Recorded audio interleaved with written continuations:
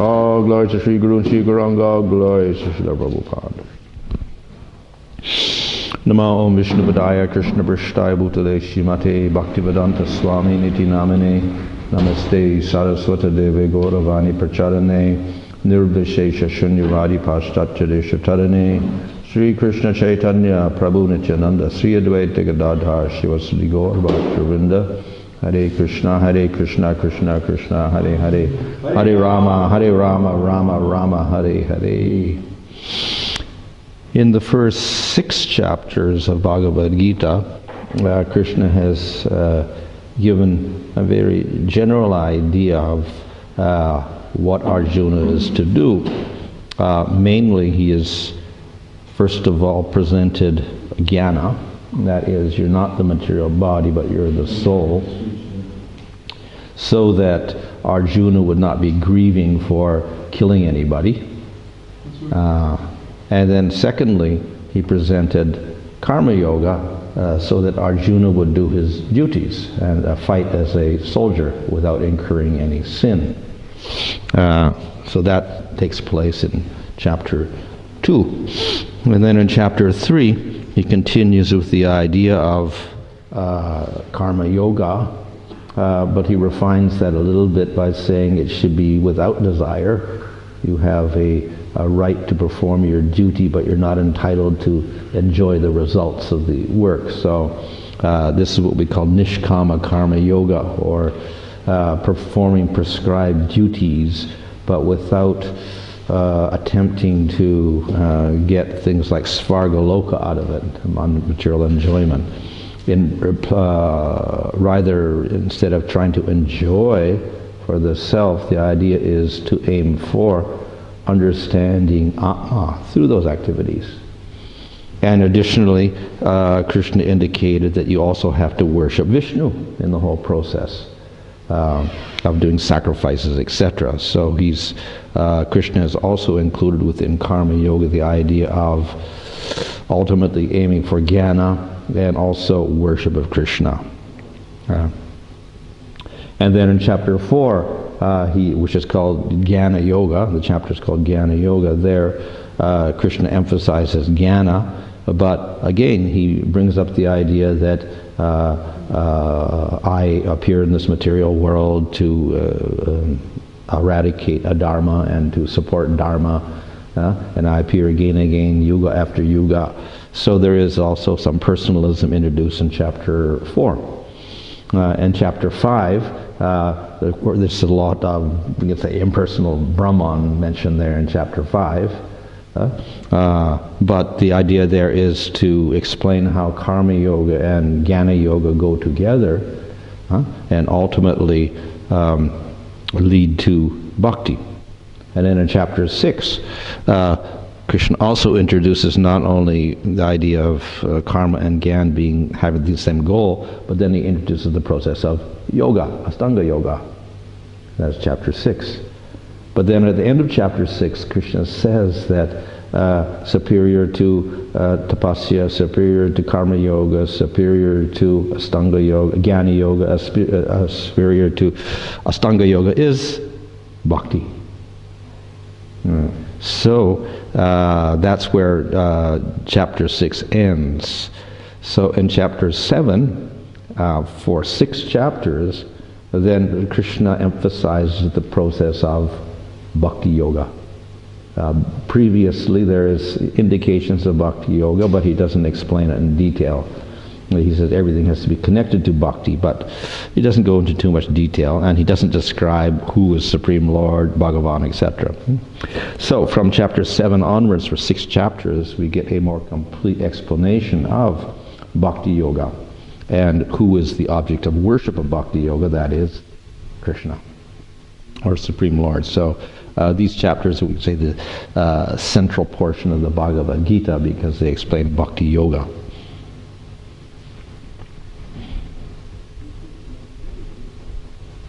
So in the first verse we have, with your mind absorbed in me, engaging in service to me alone, establishing a loving relationship with me, you will know me in my complete form without doubt. So this is a very clear statement of bhakti. Think of me, absorb your mind in me, engage in service to me alone. That's bhakti yoga. Establish a loving relationship with me. That's bhakti yoga. And then you will know me in my complete form without doubt. So not only you do bhakti yoga, but then in this verse, Krishna also indicates that Krishna has a form. The Supreme Lord has a form. He's not formless.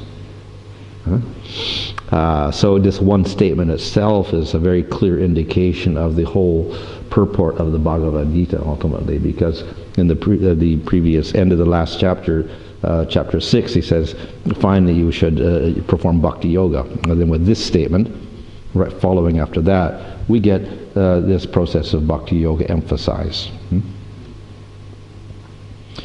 So, the 7th chapter describes the power of the Lord, most worthy of worship, and the 4 types of worshippers and non-worshippers.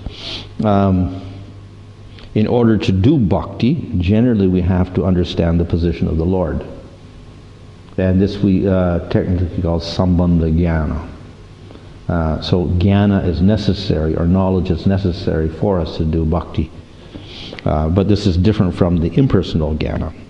So then we don't call it jnana yoga, we call it part of bhakti yoga. So in order to worship the Lord properly, we have to understand the position of the Lord. The Lord is the master, I am the servant. That's intrinsic in all types of bhakti. So therefore the position of the Lord has to be established, and that is what is done in this 7th chapter of Bhagavad-gita. Right? And after showing how the Lord is in the powerful position that we should worship Him, then he describes the different types of worshippers, and then by negation he says who are the non-worshippers also. So, in other words, in chapter 7 we get a more complete explanation of the Supreme Lord, the subject of bhakti. In the first 6 chapters there's mention of bhakti, mention of Krishna, but mostly it concentrates on understanding that you're not the body or the jiva, etc. So here we get an important addition with the understanding of Krishna himself, or the Sarupa of the Lord. Okay, so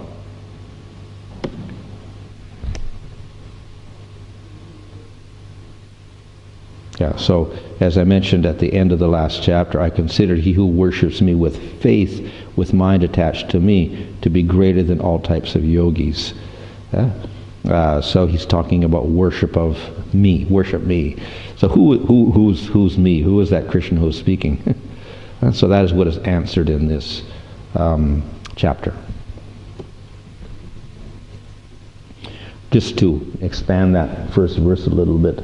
With your mind completely absorbed in me, the speaker and object of your worship.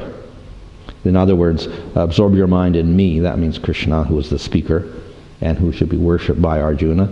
You or any other similar person who takes shelter of me with exclusive love in any of the 4 higher rasas, dasya, sakya, vatsalya, madhurya, and who engages himself in bhakti yoga with such practices as surrender, that's a yoga minjan, should listen attentively to what I will say, so that there will no longer be any doubt. So, in other words, not only Krishna will be described here, but also the process of bhakti will be described. You will have no doubt that I am the supreme truth, being fully convinced of my supreme position. By this knowledge you will know me, the Lord of all beings, complete with my associates, my powers, my place, O son of Pratap. Here again emphasis is on the idea you know the position of Krishna, the supreme position of Krishna. And when you're convinced of that, then you can perform bhakti yoga and you can know Krishna. So knowledge is necessary, but the knowledge has to be knowledge with conviction. We have to believe it. So in the 2nd verse he says this, I will explain to you knowledge of my powers, that's jnana, along with knowledge of my sweetness, vijnana, knowing which nothing else will remain to be known. So we have the idea of jnana and vijnana, which we can, jnana means knowledge, of course, So that's the general knowledge that Krishna is supreme, his powers, etc. Vijnana means specialized knowledge, Vishesha Jnana, Vijnana. So it's more particular knowledge. So once we know about the powers of Krishna, etc., then the special knowledge is the sweetness aspect of Krishna. How he's very merciful, compassionate, he's controlled by his devotee, etc. This is the sweetness aspect. So if we know these two aspects, then we have a complete conception of God. If we only have an idea of the power of God, it's okay, but it's not complete. So we have to know that other part of God also. Of course, this is also there in other religions. Largely, let's say the Judaic religion in the Old Testament is the power of God, which is also what the Muslims emphasize because they take the Old Testament, power of God. Then we have, in the New Testament, we got Christ is all merciful, mercy of God. So then we get the sweetness aspect there. So there's a balance of the sweetness plus the power there. And that makes a more complete vision than just having power of God. Jnana concerns the Sarupa of the Lord relating to his spiritual and material energies. In other words, we have the Lord, we have Prakriti, and we have Jiva, his material energy and his spiritual energy. I will speak or teach this knowledge in fullness, along with Vijnana, knowledge of my Sarup, apart from those energies. That means manifestation of the Lord in the spiritual world. So what we have is Supreme Lord, we have his Prakriti, or Bahiranga Shakti, external energy. We have the Jiva Shakti. So the relationship between the Lord and that is, he's the all-powerful one. He creates the material world, he puts the Jiva in the material world, he makes the law of karma, he destroys the material world. This is the power of God aspect.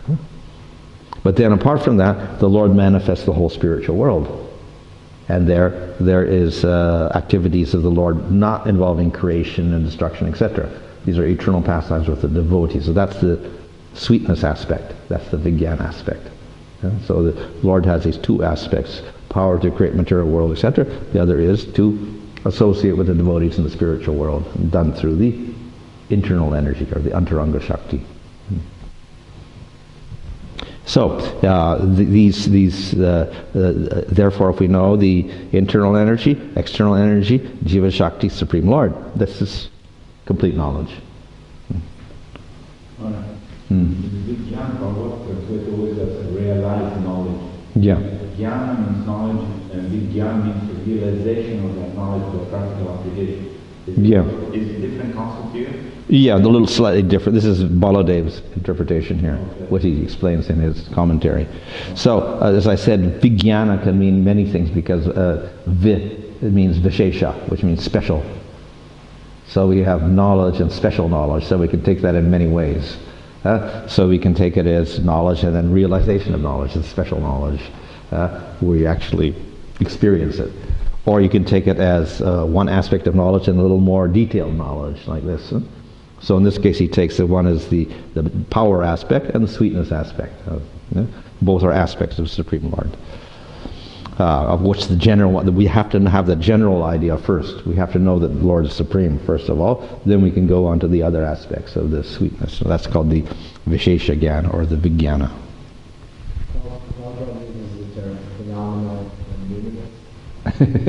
Which is a little puzzling because these are terms taken from Western philosophy, I think.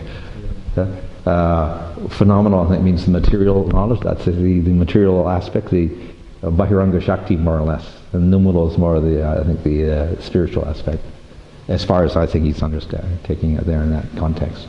It's taken from phenomenal, numinal. One of the philosophers, maybe Kant or somebody, one of the Western philosophers. Yeah. But nobody's ever, I don't think anyone's explained it, those terms. He doesn't explain it in the purport either. But anyways, we can say the general and the particular knowledge. So there we have Krishna, we have his Bahiranga Shakti, his Tatastha Shakti, that's the Vijnana aspect, and we have manifestation of the spiritual world, the Antaranga Shakti. Yeah? So this way we can know God completely rather than just part of God. The material world part of God, but it's not complete. So we should know his complete form.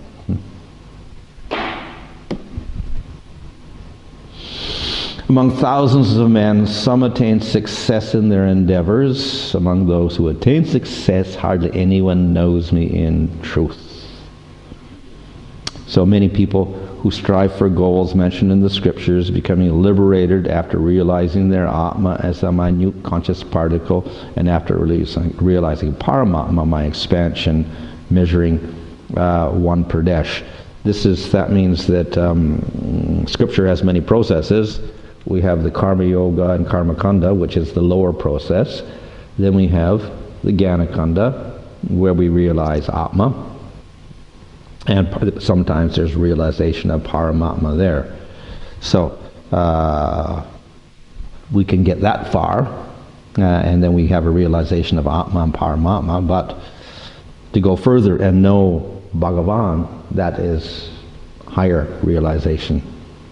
Only the person who attains bhakti to me after attaining association with my devotees knows me as I really am. The Krishna who takes milk from Yasoda's breast and who is now your chariot driver. So, as he says here, hardly anyone knows me in truth. So he is knowable, he can be realized, but only by the process of bhakti, and only by the association of devotees. That's how one gets to realize Bhagavan. What is pradesha? Besides the pradesha? Oh, pradesha. The span of your finger and your... This is one pradesh. This is the Paramatma of the heart. One pradesh. That person realizes me as the possessor of unlimited, inconceivable energies, as the cause of everything, as the jewel of unlimited auspicious qualities such as omniscience, omnipotence, and affection for my devotees, and as the complete expression of Brahman. That means Para-Brahman. So one can realize everything within this Bhagavan. But only through bhakti, only through the devotees. So that's why it says, hardly anyone knows me in truth. Okay, so then he starts describing material energy, prakriti, because we were talking about Lord, and then we have prakriti, and then we have jiva. So he's talking about how the Lord is in control over everything. So to do that, he explains about prakriti. Earth, water, fire, air, ether, plus the sense objects like smell, taste, form, touch, and sound, sense objects. Pradhan, Mahatattva, and false ego. Then we have the 10 senses. Action senses and knowledge gathering senses are my separated energies in 8 divisions. So that the 8 can be expanded into many more. We see here with 10 sense objects and the sense objects, 10 senses and sense objects. So, in 2 verses, Krishna talks about his 2 energies, that is the Jiva Shakti and Prakriti, the Maya Shakti. And 2, so he can describe his position as the cause of everything.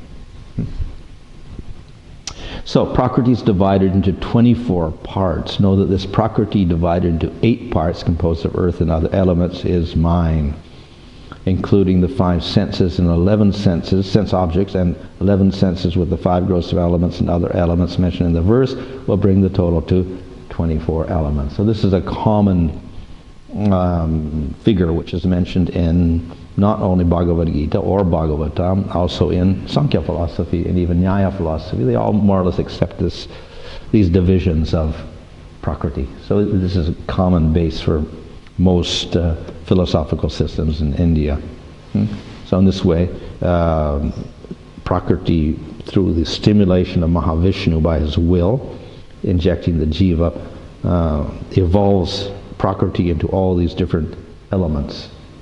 And then these elements form into bodies for the jivas and into material world as we know it. Yeah? How's the Mahat and Pradhan related with the mind and the intelligence? Here in the verse we have Mahatattva. So pradhan, or it's also called prakriti or pradhan or avyakta, all similar terms, is the substance, material substance with no differentiation, not even gunas, and it's invisible. Yeah? And only by the stimulation of the Lord and its time energy, injection of the jiva, it begins to manifest.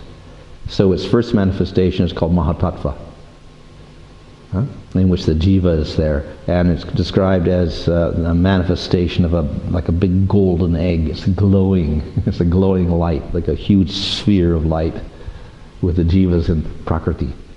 And it says, so this is called Mahatattva, where it's glowing. And it's a very fine state of consciousness of the jiva, because the covering of prakriti is very subtle at this stage.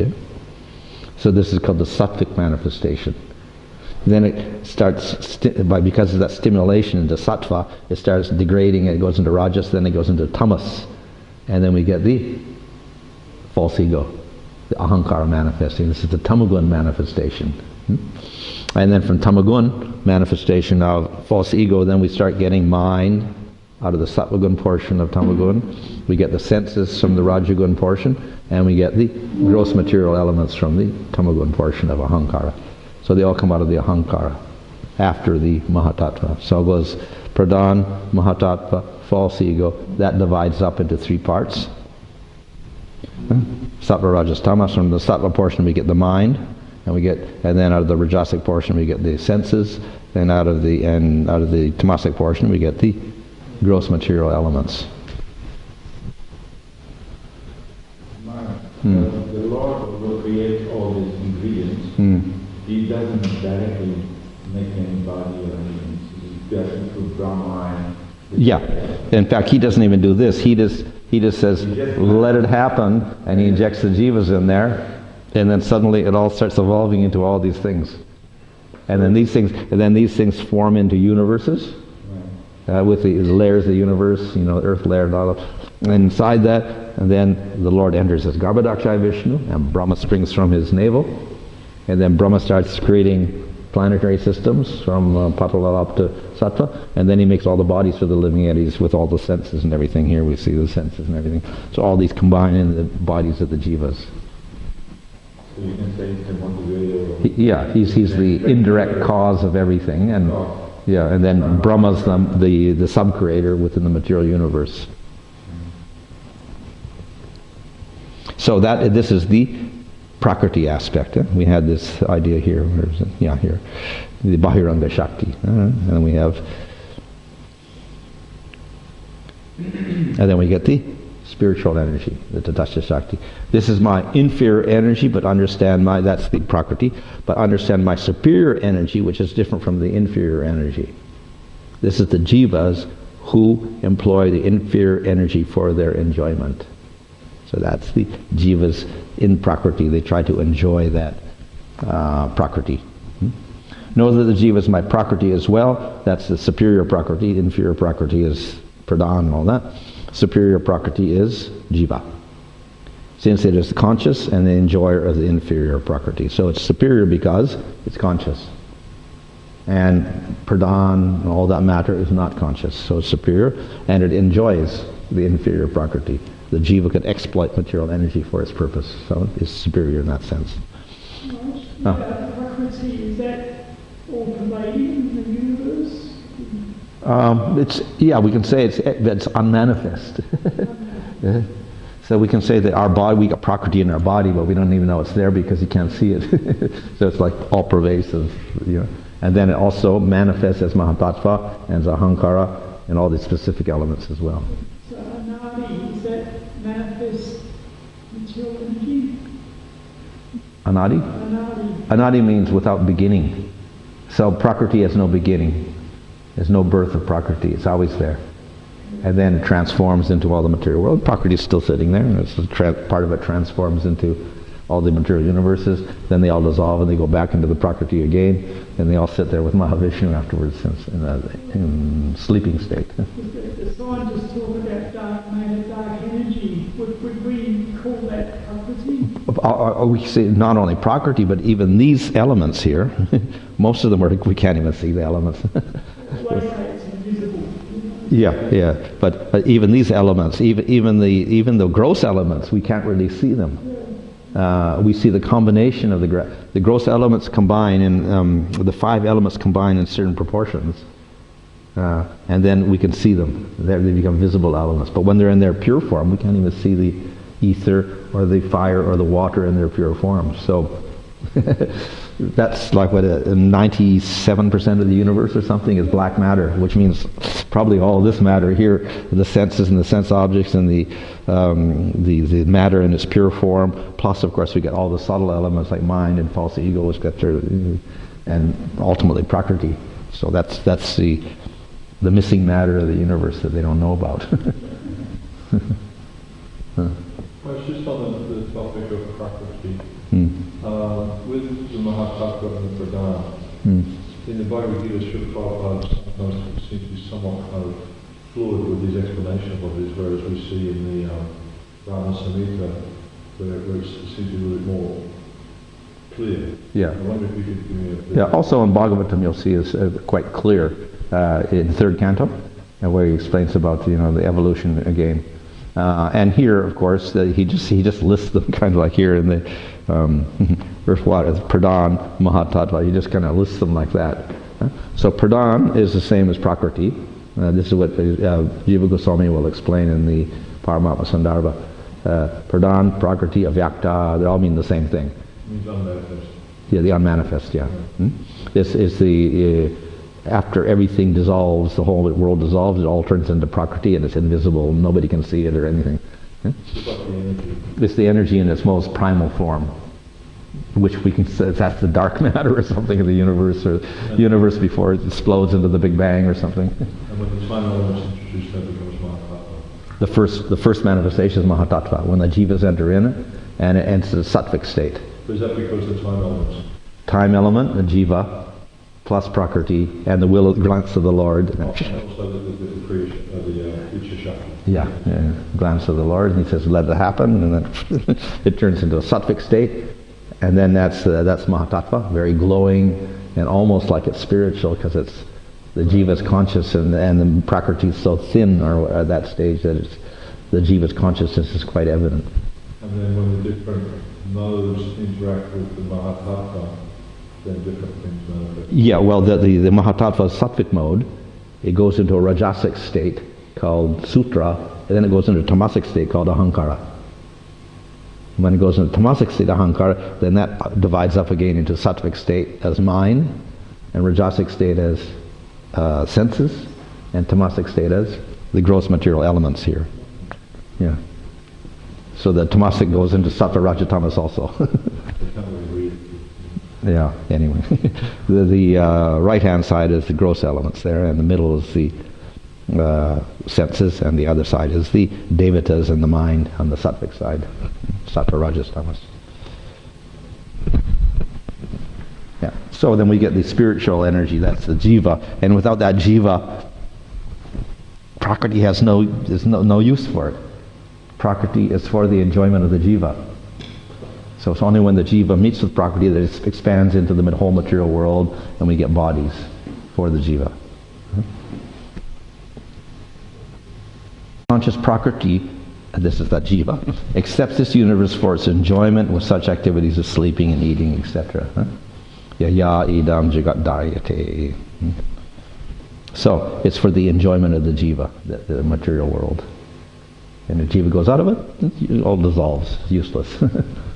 Jiva goes into it, then it evolves into its, all the variety of the universe. Yeah. So therefore we get this, the bird enjoying in the tree. It's eating the fruit of the tree. So the tree is the body, and that enjoying bird is the jiva, and he's taking the fruit. He's trying to enjoy material energy. So this is the position of the jiva in the material world. The other bird is Paramatma, witnessing everything. Know that all things of the universe have their origin in these two energies, and that I am the origin and dissolution of the whole universe. So the whole idea of presenting the Prakriti with all of its 8 parts, and then the jiva, is to show that Krishna is over all of them. He is in charge of everything. And without his will, the jiva doesn't enter prakriti. Without his will, it doesn't dissolve. So he's the creator and destroyer of everything. So in this way, we get the position of the Supreme Lord quite prominently stated. There's nothing superior to me, O conqueror of wealth. Everything is in me as pearls are strung on a thread. Yeah? So without the thread, everything is all disorganized, and you put the thread in there, and the pearls are organized very nicely. So the universe is organized completely and perfectly by the Supreme Lord. There's quite an interesting analogy that in the way the Prabhupada translates the Gita, that everything rests on me as pearls strung on a thread. Yeah. When you look at the pearls, you can't see the thread. So it's invisible. So Krishna's the same. It's like Yeah. you look True. at the universe unless you know you can't see. Yeah. And of course we have Upanishads as the praman for all these statements. We call it the Gita Upanishad, which is, the Gita is also an Upanishad in one sense, even though it comes from Mahabharata, which is technically Smriti, not Shruti, but it has the authority of Upanishads because its statements actually come from the Upanishads.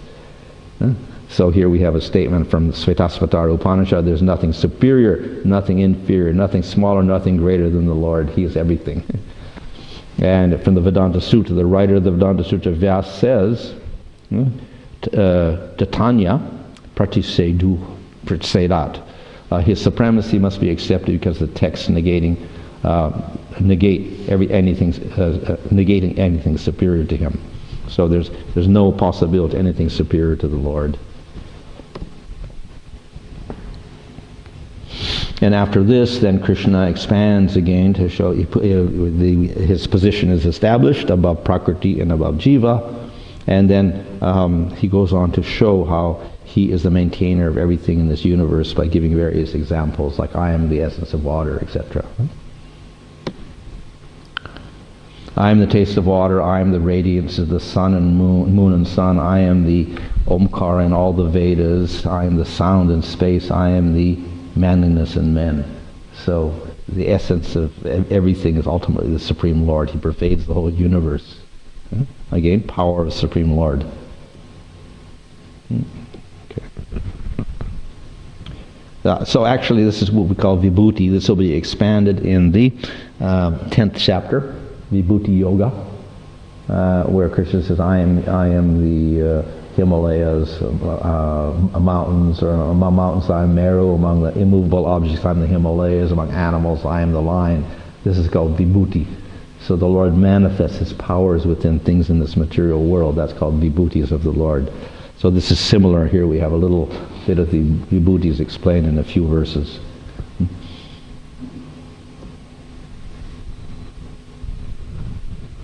And after explaining those Vibhutis, then he summarizes it all. Know that all things in Sattva, Rajas, and Tamas come from me. I am not dependent on them. They are dependent on me. So just to show the superiority of Supreme Lord.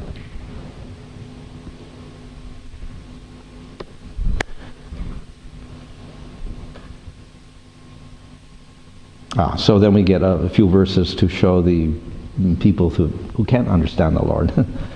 The falsely intelligent, consisting of the foolish humans who think that I'm a material being, the fallen humans who absorb themselves in material knowledge, the speculators who come to wrong conclusions about God, and the demons who think that I have no form and qualities, do not surrender unto me. So this is a verse explaining 4 types of people who reject God.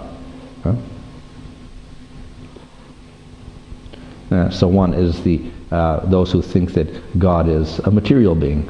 Under the influence of Maya, one type, the fools or the mudas, absorbed completely in material activities, think that I, Vishnu, am like Indra, attainable by pious actions, and I'm like the jivas, controlled by karma. So Vishnu or Krishna are put down onto the level of a devata in the material world. So these are called the mudas. God has a material body. Others called the lowest of men, Naradama. Nara means man, Adama means low, the lowest of men. though attaining the status of the highest humans by being born in a high family, that's just Brahmins, become the lowest of men by exclusive absorption in materialistic poetic works or karma yoga or whatever. So though they have high birth by Varna, that attachment blinds them to the Lord, and they end up doing materialistic work rather than doing the proper work of a Brahmana. Others, such as those following Sankhya, have their knowledge stolen by Maya.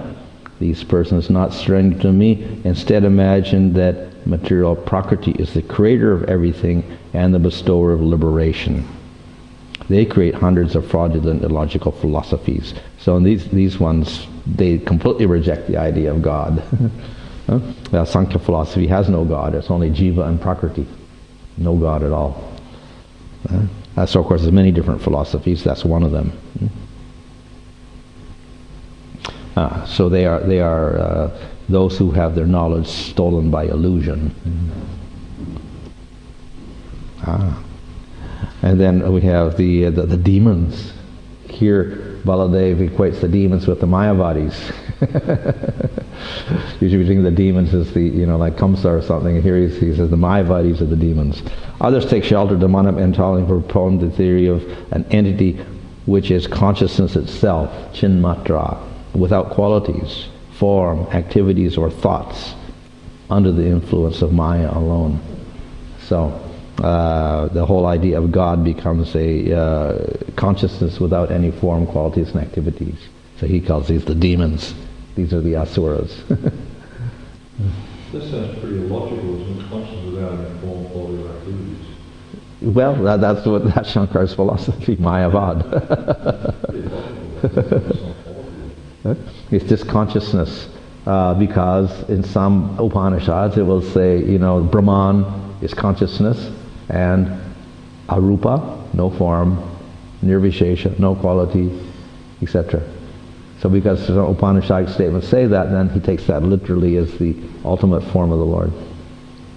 But if something exists, it must have some kind of quality. But even existence is a quality. I think the Shankar's argument would probably be, well, that's in the material world. But Brahman is not material, so we can't use the same logic. Because it exists in the material world, it has a form, therefore, if it's spiritual Brahman, it must have a form also. It's not a logical conclusion for him. Of course, we also, and Ramanujacharya and even Madhva, they'll give the same argument. It is nonsense to say that if something is conscious, it's just consciousness. It has to be conscious of something. Otherwise it's meaningless. So therefore, if it's conscious of something, then something else must exist, not just Brahman. And if it's conscious and it's conscious of something, it does some activity, and at least mentally it's doing some activity, so it has some activity also. So they give many arguments to counter the idea of Shankar and the consciousness alone with no form, qualities, activities, etc. And it's only consciousness alone, and the jiva doesn't even exist. It's only one consciousness. And jivas don't exist separately, they're illusory. Or an illusion of Brahman. A little bit of Brahman's consciousness gets stuck into illusion. And when the illusion is finished, it merges back into the Brahman. So the jiva doesn't technically exist also, only because of illusion. So ultimately only one consciousness, which has consciousness of nothing. So therefore he calls it asuric. So these are the asuras. And then he describes the people who worship the Lord. 4 types of religious person worship me, Arjuna: the sufferer, the inquirer, the enjoyer, and the jnani. So the sufferer is people who are in the material world. They experience pain from enemies or whatever, and they want to get rid of the suffering, so they worship the Lord. So it's not pure, but they worship the Lord to get rid of their suffering. An example is Gajendra. He was trying to get rid of the crocodile on his legs, so he offered prayers to the Lord. So this is called artha, suffering. Others desire knowledge of the nature of Atma as distinct from the body. These are the inquisitive people. They desire some knowledge. I want to understand something beyond the body.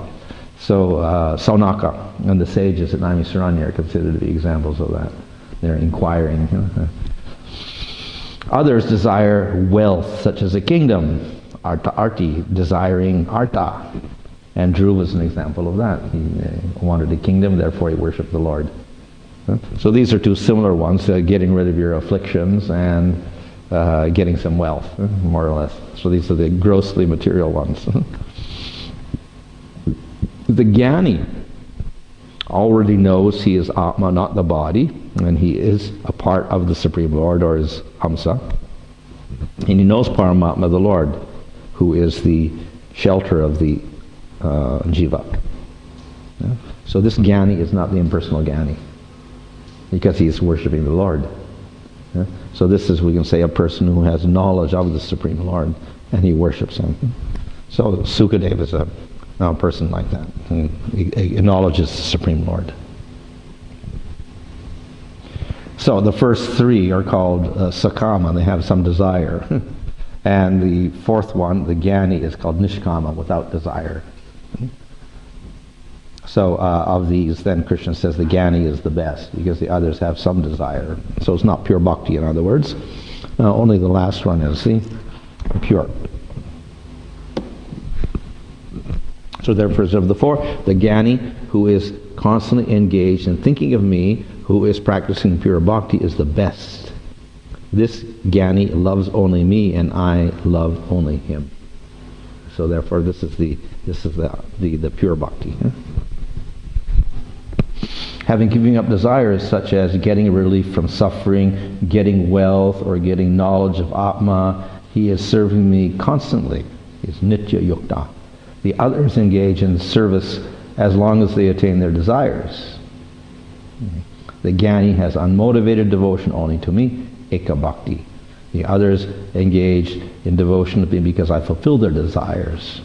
And therefore the Jnani is the best. But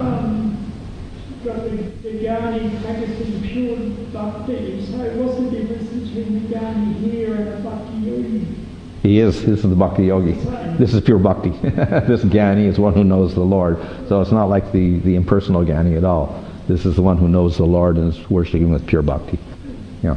So that's why it says he's the best of all of these, because he's doing pure bhakti. The others are worshipping the Lord, but it is dependent on getting their material desires fulfilled or whatever.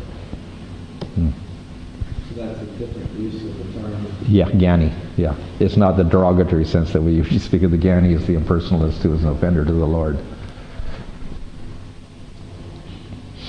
The person of the other three types, becoming a Jnani after many births, attains me through devotional association.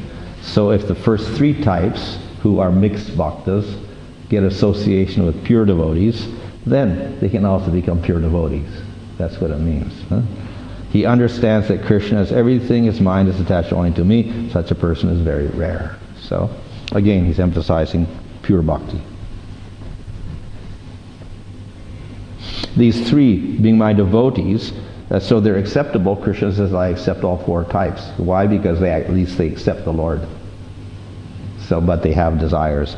By power of performing bhakti to me, after experiencing the highest happiness possible from material pleasures for many lives, so that many lives they get, Krishna fulfills their desires and gives them their material pleasures. Finally, in one birth, find these pleasures distasteful. By associating with saintly persons who know my Sarup, they then gain knowledge of my Sarup and surrender to me. It is understood they also attain me. So, in other words, Krishna favors them because they worship him, and after purification of many, many births, then they also become pure devotees, and then with that they can attain the Lord.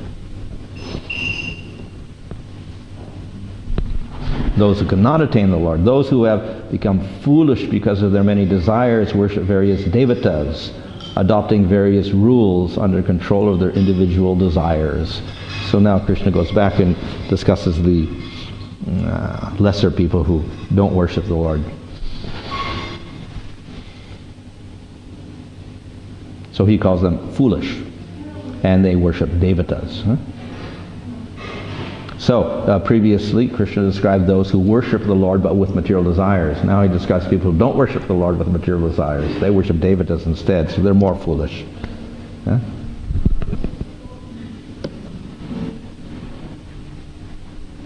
The unintelligent think that the impersonal Atma has manifested in an illusory form as myself.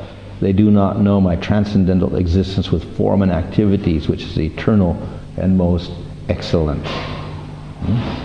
So some people, because of their lack of intelligence, they completely misunderstand about the Lord, and they think he has a material form, and it was visible to material senses. So this is a condemnation of such people.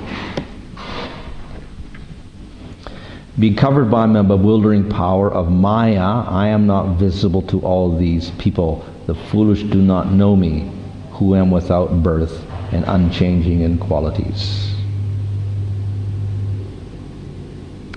I, filled with eternal knowledge and bliss, endowed with infinitely auspicious qualities and activities, am visible to the devotees, but am not visible to any of the non-devotees at all, because I am covered by Yoga Maya.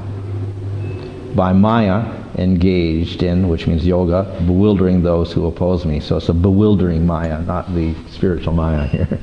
It's just something to cause them to not see the Lord at all. So he further enlarges on this bewilderment. Since the beginning of creation, all living beings have been intensely bewildered by ignorance, caused by duality arising from like and dislike, continuing from previous lives. And rejecting the Lord and his form, one becomes bewildered, and then one goes from body to body like this, under the material duality concept. But those whose sins have been destroyed by actions pleasing to the great souls, who are free of this ignorance arising from duality, worship me with determination. Those who have attained destruction of their sins, antagatam papa, through the fortunate and merciful glance of the great souls, those who have performed pleasing actions, punya karmanam. So here we shouldn't take that you get bhakti by just doing pious activities. He takes this as pleasing activities, which gain the mercy of great souls. You do pleasing activities and you get the mercy of great devotees.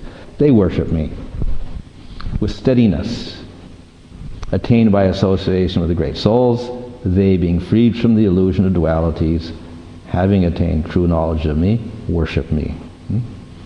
So, by mercy of devotees, by doing pleasing actions that please the devotees, they worship the Lord, they develop steadiness, and they get further association with great souls, they become free from illusion, and they get knowledge of the Lord completely, and they worship the Lord. So we can see here that we shouldn't think that when it says punya karmanam, and it's only by pious activities that you get bhakti. He's explaining it is, you have to please the devotees by doing certain activities. Then you get to worship the Lord. These last verses of this chapter are actually, they carry over into the next chapter, chapter 8, the beginning of chapter 8, the terminologies he uses here. Those striving for freedom from birth and death who take shelter of me, know the jiva, the impressions which stick to the jiva, and the force of karma upon the jiva. So he uses the terms adi daiva, adi bhuta, adi atma, etc., and Brahman in this end of this chapter. And then he doesn't quite clarify what it means here. And then in the next chapter, then Arjuna asks, what are these things? And then Krishna explains all these things in chapter 8. So, it has been stated that the three types of devotees with desires, those first three types, sakama devotees, having experienced material pleasure, surrender to me and attain me, whereas the devotees of the devatas continue to take birth. No. Then there's another type of sakama bhakta, and that's what is stated here. They strive for freedom from birth and death. They take shelter of the Lord. they know the Lord, etc. So they're not exactly on the level of the Sakama Bhaktas because they're interested in liberation. But they take shelter of the Lord for liberation. So they're, maybe you could say, a Gyan-Nisra Bhakta. Desiring only freedom from birth and death, they make efforts to engage in worshiping my deity form by offering respects and other actions to me. They know the famous Brahman, the Jiva, along with things connected to it. They know the impressions which cause the Jiva to act. That's called Adhyatman, and all about karma, the results of his actions. The words Brahman, Adhyatma, and Akila Karma, and the words mentioned in the next verse will be explained in the next chapter by the Lord. By worshipping my form, they realize the objects of realization, Brahman, Adhyatma, Karma, etc., and attain liberation, but they do not bring me under control or become objects of my affection. So these are people that are more interested in Jnana. And Jnana Nisra Bhaktas, they worship the Lord, but they're more interested in Jnana. Those who know me, along with the gross material bodies of the jivas, the universal form, and my presence and sacrifice, being fixed in knowledge, will know me even at the time of death. So this statement shows that by bhakti you get knowledge of the Lord, and that can never be destroyed. They will know me even at the time of death. So it's permanent knowledge. Those who know me along with the gross material bodies of the jivas, that's called Adibhuta, the universal form Adidaiva, and Paramama Adiyagya, through the association of devotees, know me even at the time of death. They do not like others, they are not like others who, being confused at that time, forget me. My devotees of 5 types know me in truth, and they cross over my Maya. So this is, the whole chapter is dedicated to understanding Supreme Lord, and in the process he's described people who don't know the Lord also. And he's brought up these terms here, Adidaiva, Adibhuta, Adiyagya, etc. And that's what's explained in beginning of chapter 8. And then he talks about time of death here. So that becomes the subject of also chapter 8. What happens when you die? So that becomes the other topic of chapter 8. Okay, stop there, I guess. One of the early slides we had, there was mention that just the 4 rasas. Didn't put Shanta there. Yeah, there wasn't Shanta there, so is that because there's no love specifically? Well, there is. It's rasa. So Shanta rasa has a relationship with the Lord, but generally this is considered to be very inferior and probably called a neutral rasa, without service. So they appreciate the Lord to some degree, but when they appreciate him, they appreciate his aspect of Brahman. So they just sit there and meditate on him, and they appreciate him because he's peaceful and eternal, rather than getting ecstasy over his wonderful qualities and activities, etc. So then sometimes the cows and the flute are put in the Shanta. Yeah, sometimes mentioned like that. In the Nectar Devotion there, in describing that whole Shanta, he has different types of rati. The Shanta rati, and one is called, what's the other one? Svacha rati. And I think the other one is Samanya rati. So the Samanya rati and the Svacha rati don't become rasa.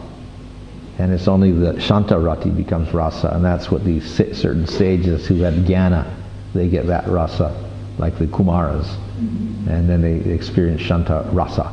The other ones, they have this rati, which is like Shanta, but it doesn't progress because it's kind of weak. So possibly we can say that the plants and other animals in the spiritual world are kind of like that. They don't develop the rasa fully because they cannot communicate properly with proper bodies with Krishna. So generally the rasas we have in the spiritual world are human-to-human relationships. Krishna and cowherd, Krishna and gopi, Krishna and mother, this and like that. Krishna with the cows or Krishna with the flowers, or just a little bit remote. And it's one-sided more or less because they can't really interact with Krishna. So it's this kind of a low type of Shanta, and it doesn't come up to the level of rasa even. So the Kumaras were originally Shanta? Yeah, Shanta rasa. So obviously they can move up monks like Well, they seem to stay in that position. They're eternally in Shantarasa, and they eternally appear in the material world teaching jnana. Yeah. So there are some sages that practice, I think, tapasvis, and people who practice jnana but get the mercy of devotees, but they're still attached to the jnana. Then they take up Shantarasa, in which they appreciate the Lord, but at the same time they like that peacefulness.